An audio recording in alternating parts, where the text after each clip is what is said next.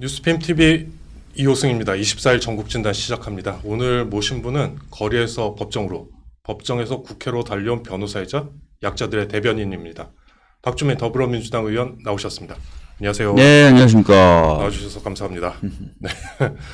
어제 고위당정 협의회가 있었는데 그것부터 좀 여쭤볼까 해요. 좀 분위기 어떻게 보셨어요? 이제 김민석 대표 체제가 새로 출범을 네, 했고, 네. 김민석 대표 체제 하에서의 첫 번째 고위당정이었죠. 네. 뭐 표정들은 다 좋아 보이고요. 뭐 여러 가지 이제 이슈들을 다뤘는데, 하여튼 당과 정이 조금 더 하나 되는 모습들 좀 자주 보여줬으면 좋겠고요. 정책적 호흡도 앞으로 계속 잘 맞춰 나갔으면 좋겠습니다. 어제 하여튼 첫 스타트는 그리 나빠 보이진 않았습니다. 어쨌든 뭐 말씀하신 대로 분위기 좋아 보였는데 관심은 그거잖아요. 비거주 1주택자에 대한 과세 네. 좀 완화될 것인가.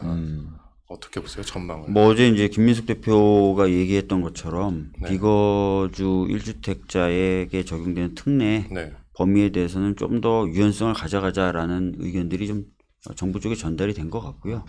그런 부분들에 대해서 정부가 검토를 할 예정인 것으로 알고 있습니다. 내용이나 이런 것들은 뭐 좀 더 지켜봐야 될 것 같습니다. 아무래도 김민석 대표가 처음 제안한 거기도 하고 좀 유연하게 받아들일 가능성이 있겠네요. 네, 한번 보시죠. 네, 알겠습니다. 오늘도 조희대 대법원장 얘기로 좀 시작을 할까 하는데 네, 대법관 후보 2명을 서면으로 통보했지 않습니까? 네. 이거 어떻게 보세요? 저는 사실 이거 굉장히 심각한 사안이라고 봅니다. 그러니까 우리는 헌법을 보면은 네. 3자가 대법관이 임명되는 과정에 관여하도록 돼 있어요. 네네. 그러니까 대법원장은 제청을, 네. 국회는 동의를, 대통령은 임명을. 임명을 하는 네. 그 3자의 그 관여가 되어 있기 때문에 사실은 이제 각각 권한이 완전히 독자적이다. 네.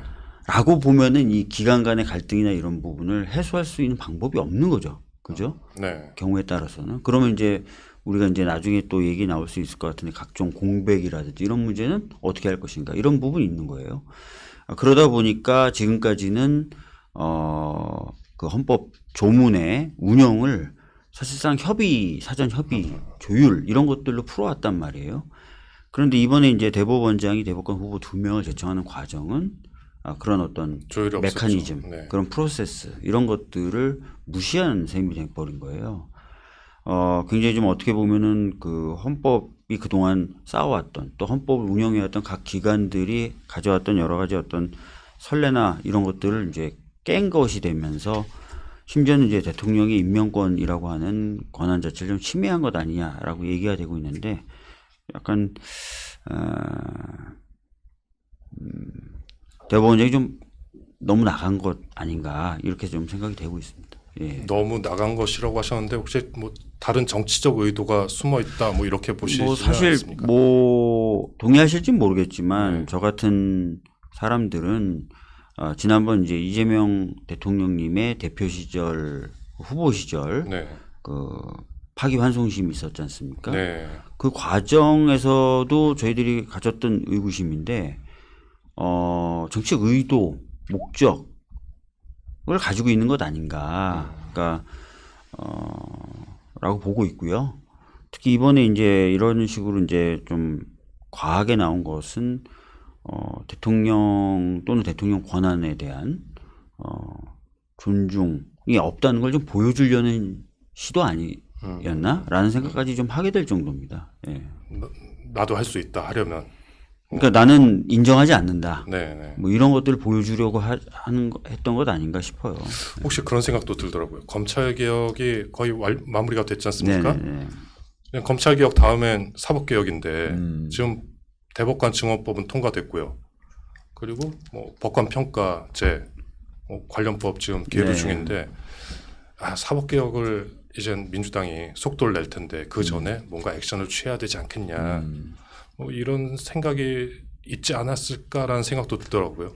글쎄요, 뭐 단순히 이제 사법개혁에 대한 어떤 저항이라면은 굉장히 잘못 선택한 전략이죠. 오히려 지금 이번 사안을 기점으로 사법개혁을 더 적극적으로 해야 된다는 여론이 일고 있지 않습니까? 그리고 민주당 당내 분위기도 더욱 그렇게 됐고요. 그래서 잘못된 선택이었을 것 같고 저는 그거보다는 아까 말씀드렸던 것처럼 그 파기한 송심 때부터 보여줬던 어떤 불인정, 무시 이런 것들을 좀 노골적으로 드러낸 부분이 아닌가. 매우 헌법적으로 위험한 거죠. 네. 실제로 지난번에 이제 파기한 송심 같은 경우에는 반헌법적이다라는 평가까지 받고 있는데 그런 것 같아요. 예.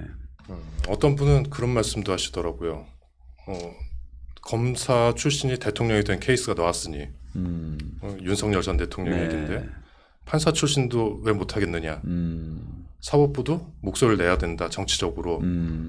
그런 중심에 조희대 대법원장이 서 있는 거 아니냐라는 얘기도 하더라고요. 만약에 진짜 그런 정도까지의 어떤 정치적인 생각을 갖고 있다면 그건 매우 잘못된 거죠. 물론 아까 말씀하셨던 검사 출신이 곧바로 어떤 당에 들어가서 뭐 어떤 후보가 되고 이런 것 자체도 굉장히 비판을 많이 받아왔지 않습니까?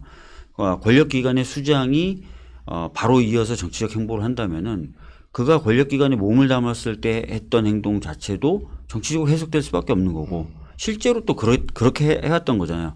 근데 윤석열의 경우에는 더 나가서 아예 그 권력기관의 운영도 자신의 어떤 정치적 야욕을 위해서 했던 것으로 많이 지금 드러나고 있지 않습니까?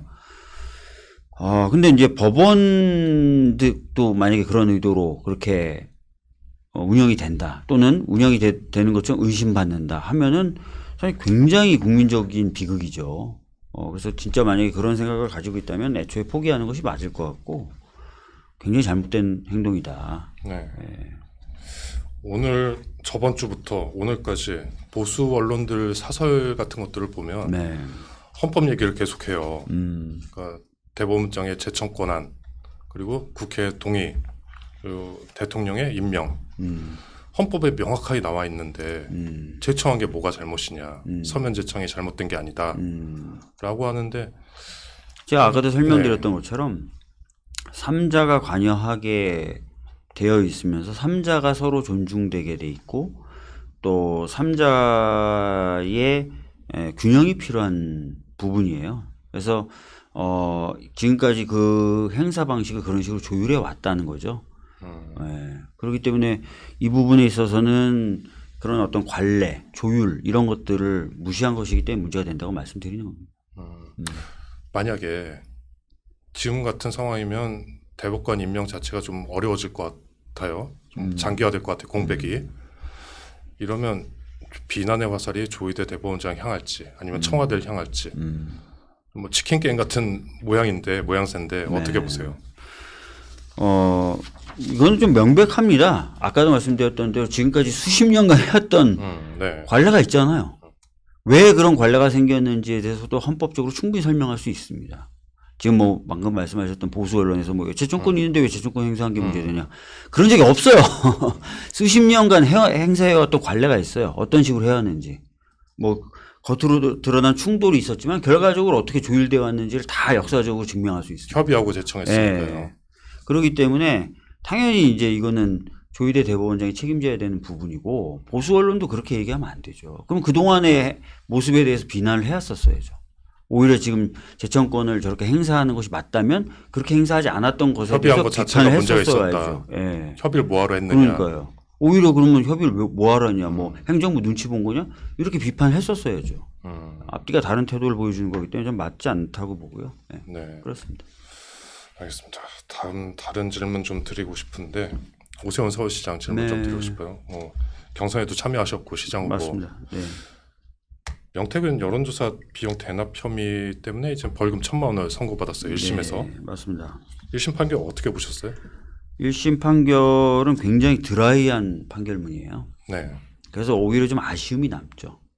그러니까 드라이하다는 건 무슨 얘기냐면 양형 사유 같은 경우를 보면은 오세훈 시장이 여론 조작을 하려고 했었던 의도 인정하지 않겠다.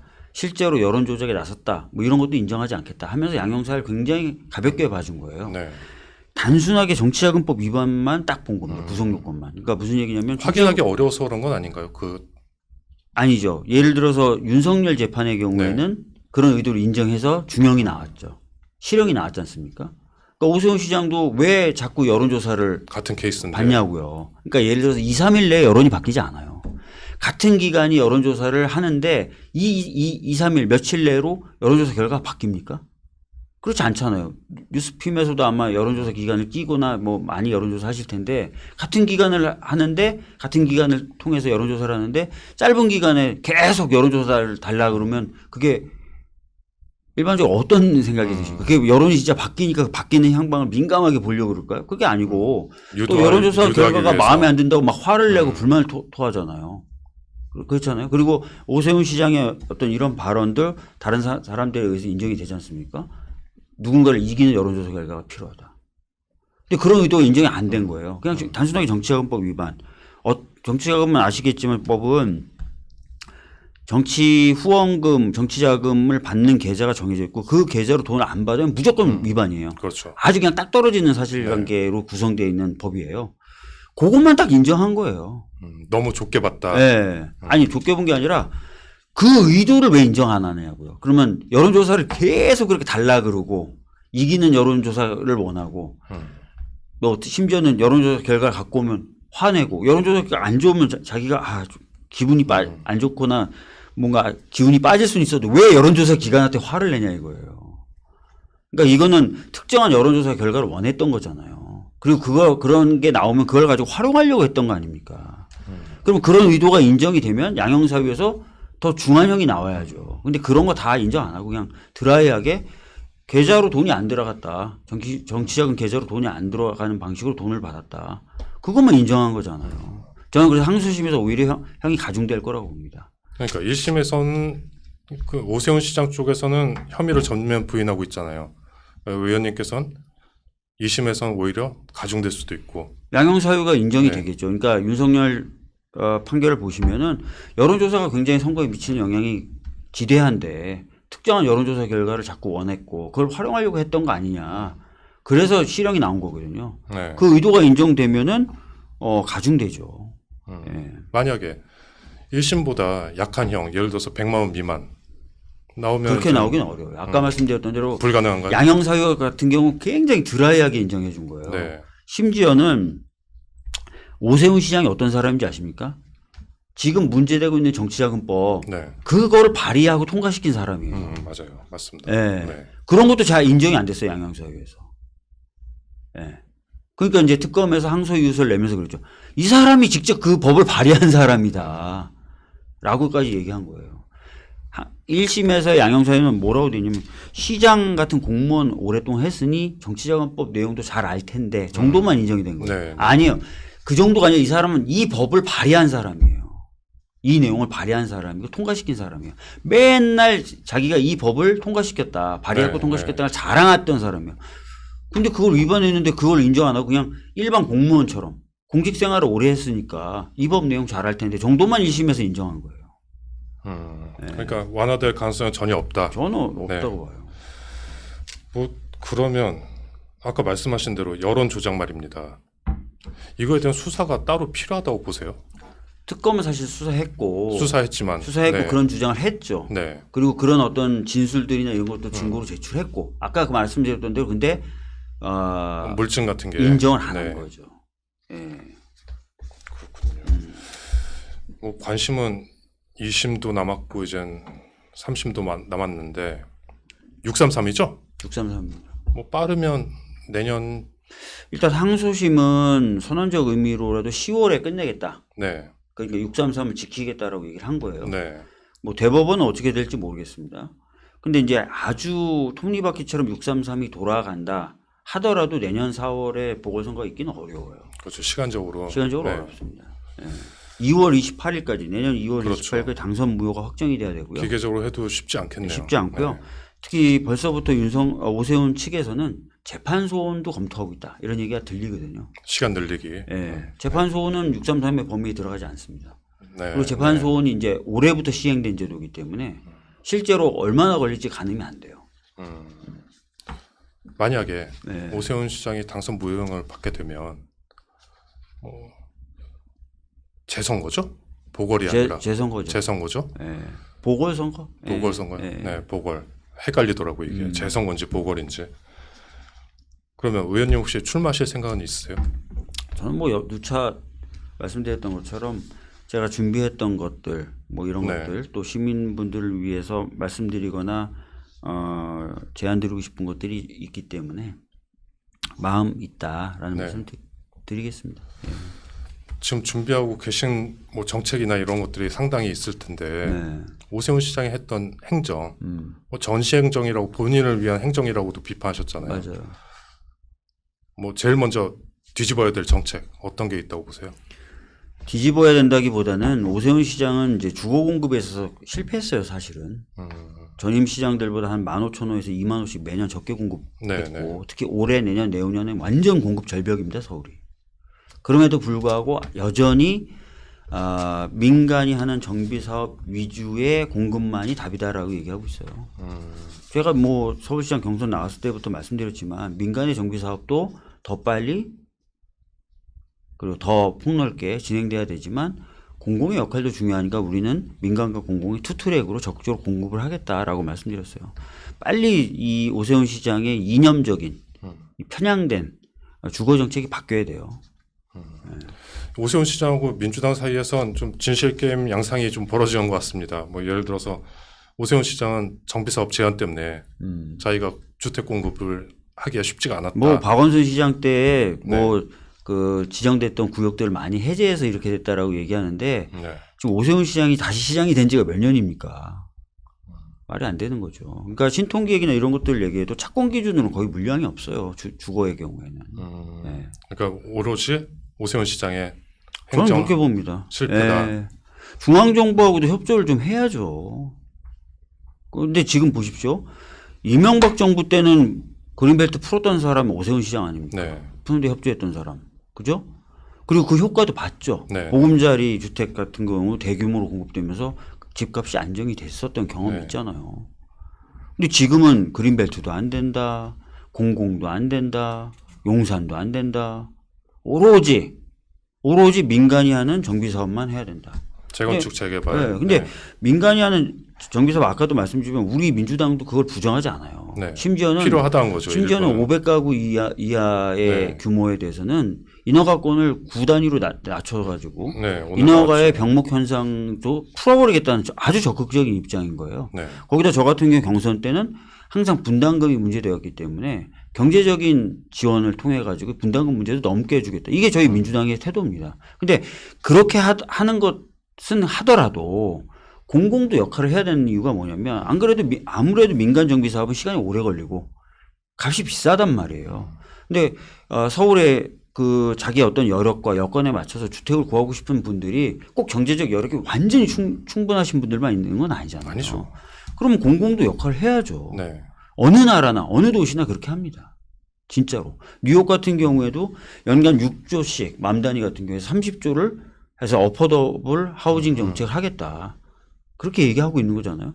뉴욕도 런던도 그렇고 다 그렇습니다. 어느 나라 어느 도시나 다 그렇게 합니다.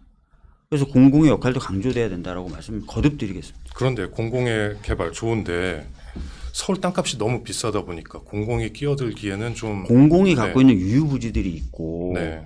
말씀드린 대로 뭐 그린벨트 같은 네, 경우도 네. 이미 이제 훼손이 돼서 기능을 못하는 데들이 있어요. 그런 데들을 제한적 한정적으로 해제하면서 주거를 공급할 수 있겠죠.